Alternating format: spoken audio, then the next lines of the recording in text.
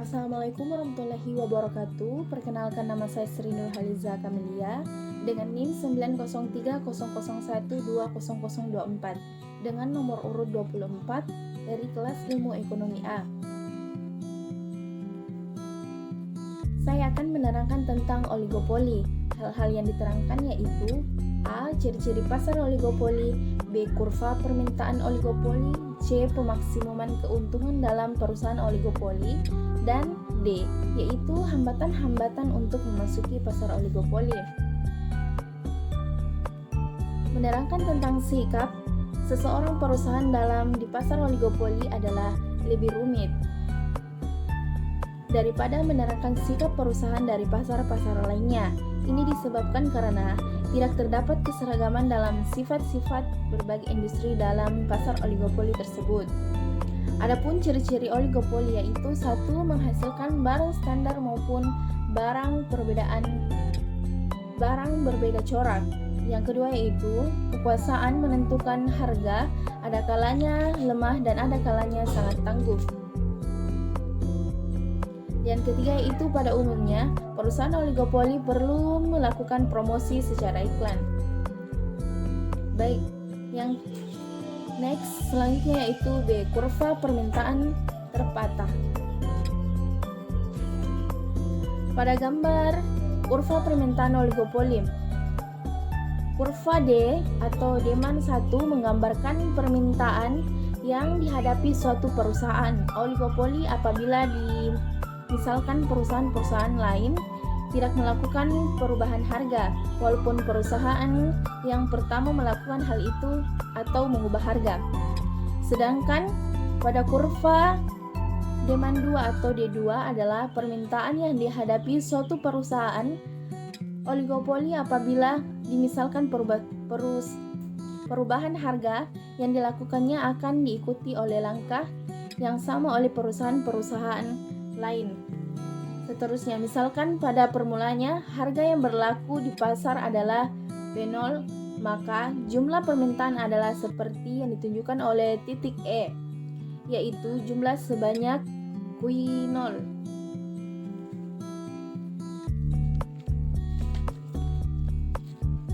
Baik, yaitu efek penurunan harga. Sekiranya perusahaan dalam pasar oligopoli tersebut menurunkan harga penjumlahan ke P1, maka permintaan ke atas produksinya akan bertambah. Pertambahan yang besar ini disebabkan oleh dua faktor, yaitu langganan perusahaan lain yang menghasilkan barang sejenis membeli barang yang harganya telah menurun. Yang kedua itu segolong konsumen membatalkan konsumennya ke atas barang pengganti dan menambah konsumen ke atas barang yang mengalami penurunan harga tersebut. Selanjutnya itu efek peningkatan harga.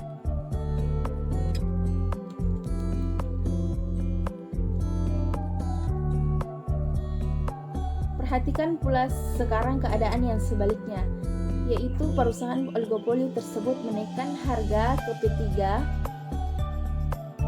Sekiranya perusahaan-perusahaan lain tidak mengubah harga dan tetap menjual pada P0, maka perusahaan yang menaikkan harga akan kehilangan banyak langganan pada harga P3. Jumlah barang yang dapat dijualnya adalah seperti yang ditunjukkan pada titik A. Akan tetapi sekiranya perusahaan-perusahaan lain juga turut menaikkan harga, perusahaan yang mulai menaikkan harga tidak akan kehilangan langganan dan oleh sebab itu dapat menjual barangnya sampai ke tingkat yang ditunjukkan oleh titik A tadi.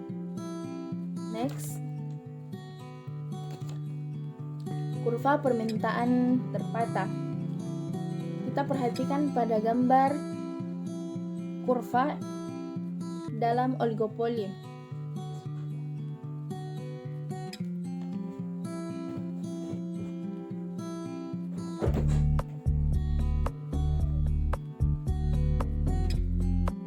Apabila kurva D1ED adalah bentuk kurva permintaan yang dihadapi oleh suatu perusahaan dalam pasar oligopoli, bagaimanakah bentuk kurva marginal penjual marginalnya? Bentuk kurva hasil penjualan marginalnya ditunjukkan pada gambar. Kurva MR1 adalah kurva hasil penjualan marginal apabila kurva permintaan adalah D1 dan kurva MR2 adalah kurva hasil penjualan marginal apabila kurva permintaan adalah kurva terpatah D1 D2, maka kurva hasil penjualan marginal adalah kurva MR1 yang ditebalkan atau dari atas hingga ke titik A1 dan kurva MR2 ditebalkan dari titik A2 ke bawah. Next yaitu pemaksimuman keuntungan perusahaan. Pada gambar yang ini keseimbangan perusahaan dalam oligopoli. Dalam keadaan di mana kurva permintaan yang dihadapi oleh perusahaan ini adalah kurva terpatah dan hasil penjualan marginal adalah kurva terputus seperti pada gambar. Misalkan pada mulanya biaya marginal adalah MC. Untuk memaksimumkan keuntungan MC0 harus sama dengan MR atau marginal, maka berdasarkan keadaan pada gambar, keuntungan maksimum dicapai apabila harga B0 dan jumlah produksi Q0. Sekiranya terjadi perubahan di atas biaya produksi. Jadi bagaimana kedudukan keseimbangan akan dipengaruhinya? Baik, misalkan biaya produksi mengalami kenaikan harga sehingga menyebabkan kurva biaya marginal menjadi seperti yang ditunjukkan oleh MC2. Dari keadaan gambar di atas, kita dapat melihat bahwa keuntungan yang memaksimumkan masih akan tetap dicapai oleh perusahaan ini pada ketika harga adalah P0 dan jumlah barang yang diproduksikan adalah Q0. Hanya setelah kurva biaya marginal berada di atas MC2, keseimbangan untuk memaksimumkan keuntungan akan mengalami perubahan. Dari keadaan dalam gambar dapat disimpulkan pula bahwa selama perubahan biaya produksi tidak menyebabkan kurva biaya marginal pada di atas MC2 atau di bawah.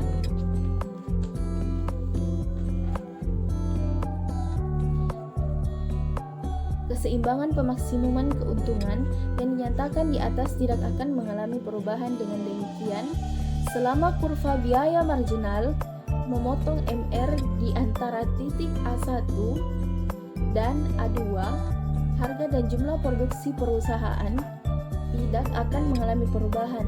Berdasarkan kepada analisis, dapat disimpulkan bahwa pasar oligopoli di mana perusahaan-perusahaan tidak mengalami persepakatan di antara mereka, tingkat harga adalah bersifat rigid, yaitu bersifat sukar mengalami perubahan. Baik, yang selanjutnya yaitu bentuk-bentuk hambatan memasuki oligopoli. Terdapat jumlah perusahaan terbatas. Dialami pasar merupakan suatu nyata yang perusahaan-perusahaan baru adalah sangat sukar untuk memasuki ke pasar oligopoli. Faktor-faktor yang penting yang menyebabkan kesukaran memasuki pasar oligopoli adalah 1. Skala ekonomi. Skala ekonomi.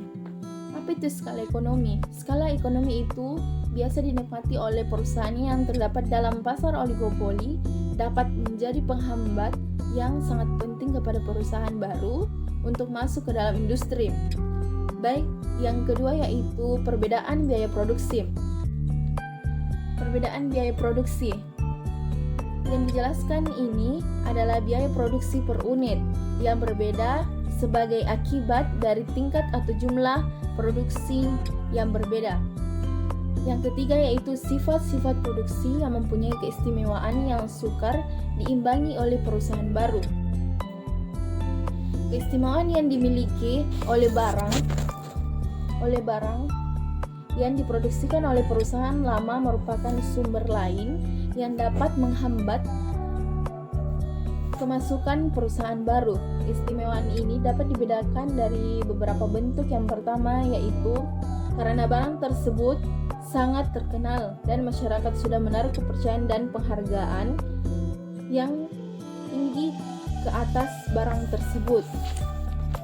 Dan yang kedua yaitu keistimewaannya adalah apabila barang tersebut sangat rumit, yaitu ia terdiri dari komponen-komponen yang banyak sekali sehingga sukar membuat orang memperbaikinya. Dan yang ketiga yaitu selanjutnya keistimewaan lain yang dimiliki oleh perusahaan dalam pasar oligopoli adalah memproduksikan berbagai barang jenis. Kalau ia produsen rokok yaitu oligopoli, maka rokok yang diproduksikannya terdiri dari beberapa bentuk jenis sehingga dapat menyediakan berbagai produk seperti rokok berfilter dan cerutu yang diingini masyarakat yang cita rasanya berbeda. Baik, sekian dari saya. Wassalamualaikum warahmatullahi wabarakatuh.